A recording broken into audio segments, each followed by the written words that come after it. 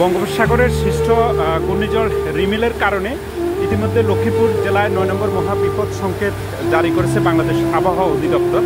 তবে এর পরিপ্রেক্ষিতে দুপুরের পর থেকে যে লক্ষ্মীপুরের মেঘনা নদীতে যে জোয়ার বয়ে যাচ্ছে, এই জোয়ারের ফলে ইতিমধ্যে লক্ষ্মীপুর উপকূলীয় অঞ্চল অনেকগুলো প্লাবিত হতে শুরু করেছে এবং সন্ধ্যা পর্যন্ত অনেকগুলো বাড়িঘরে কিন্তু পানি উঠে গেছে। আমরা এখন এই মুহূর্তে মেঘনা তীরবর্তী কালকিনি ইউনিয়নের একটি বাড়ির পাশাপাশিতে রয়েছে। সেখানে পানির কি স্রোত সেটা এখান থেকে অনুমেয়, অর্থাৎ কি পরিমাণ পানি প্রবেশ শুরু করেছে সেটি ভয়ঙ্কর গতিতে পানি 10 থেকে 15 মিনিটের মধ্যে এই বাড়িতে পুরোপুরি একটা পুকুর প্রায় ভর্তি হয়ে গেছে।